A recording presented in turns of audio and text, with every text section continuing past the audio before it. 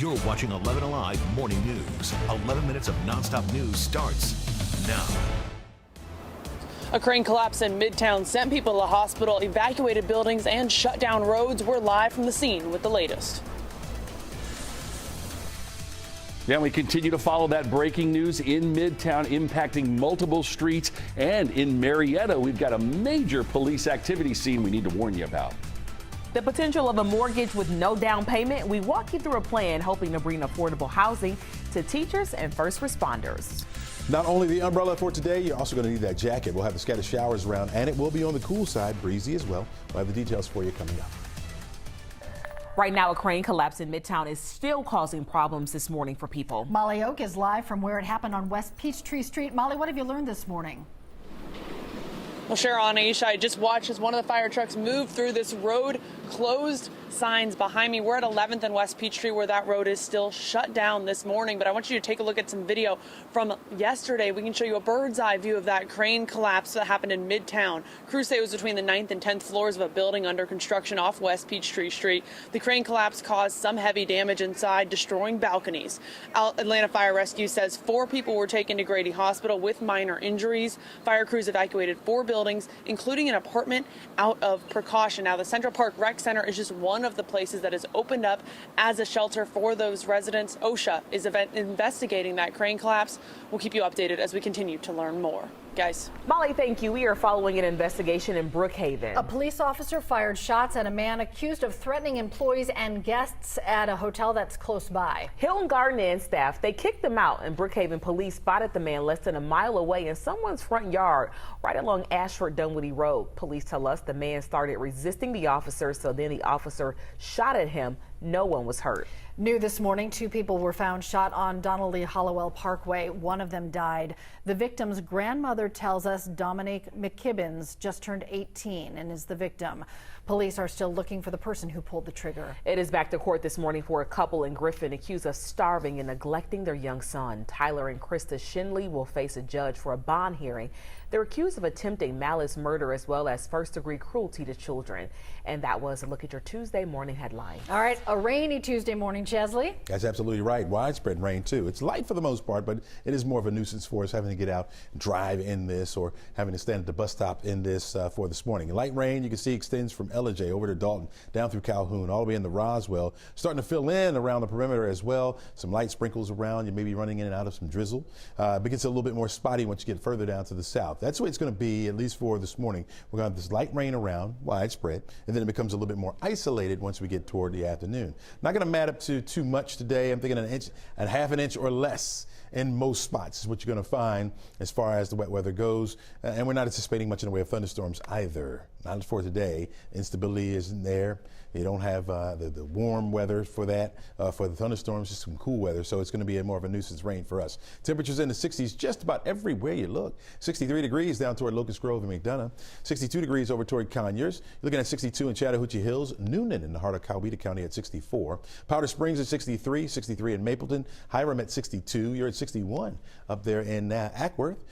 Tucker at 62. 62 as well as Roswell. 64 downtown Atlanta at the current hour. Your weather wear forecast calls for that jacket and also with the umbrella. You're going to need that for today. It will be breezy and cool this afternoon. 70 or at least near 70 for your afternoon high. We got the rain around for today, but tomorrow less than a 10% chance for that rain to be around. In fact, I think we'll start off with some rain in our southernmost towns, and then you're looking at the clouds. Those clouds will clear out. We'll get the sunshine back in for Wednesday afternoon. Hold on to it for your Thursday, and a few more clouds will work their way toward us by Friday. Got another front that's going to come in. It's a weak one.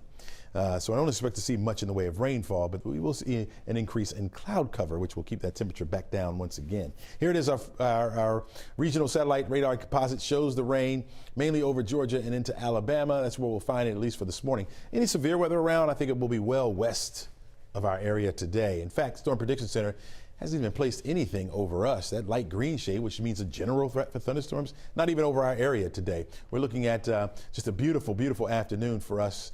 Once we get toward Wednesday and into Thursday, we'll get the sunshine back in. Temperature-wise, we'll be warming up. Thursday, 82 for the high under mostly sunny skies. Back down to 78 degrees both Friday and Saturday, and then back to the 80s by Sunday into Memorial Day. Crash?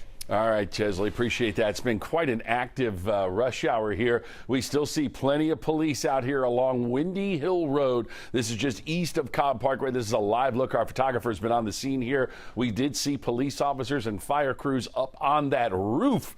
Maybe they were looking for somebody who was trying to break in. We don't know all the details. We're still gathering information. We'll let you know at 11alive.com. But the good news is Windy Hill is accessible if you're trying to make your way between Cobb Parkway and I-75. What's not accessible? Well, that's where that crane collapse is. West Peachtree still closed between 10th and 12th. Spring closed between 12th and 10th. So kind of like just a little boxed off area there. You've got Peachtree. That is your best bet for an alternate. It runs north and south through Midtown. You'll be fine with that. We've got crews on the scene as we take another live look. This is Spring and 10th. As you can see, closed off. We will give you updates all morning and all afternoon at 11alive.com. Aisha? We are learning new details about the death of a Fulton County inmate. 35-year-old LaShawn Thompson was found dead last September, and his family says he was eaten to death by bed bugs.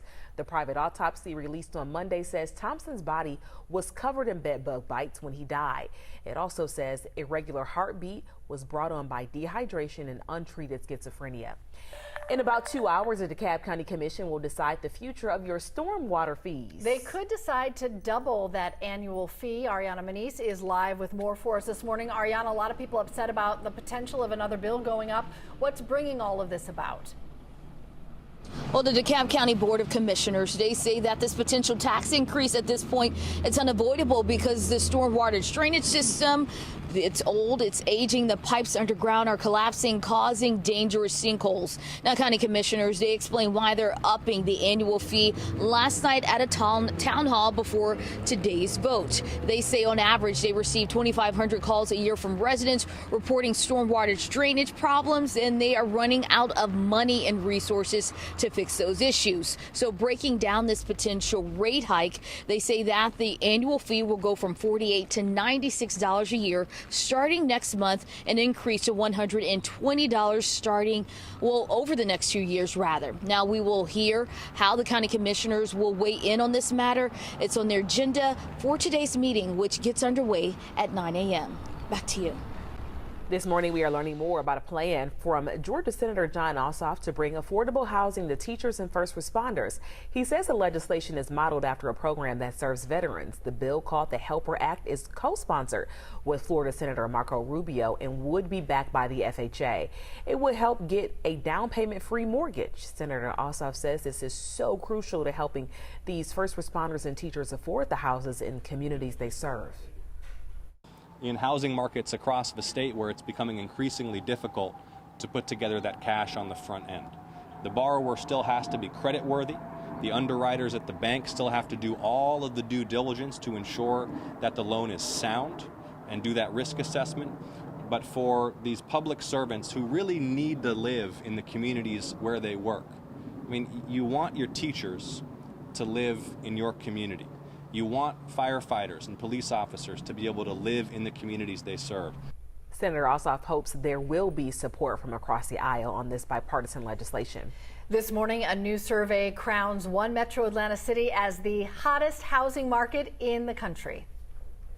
In Gainesville, Georgia, for instance, which was the hottest housing market in our study, the median home price is about $375,000.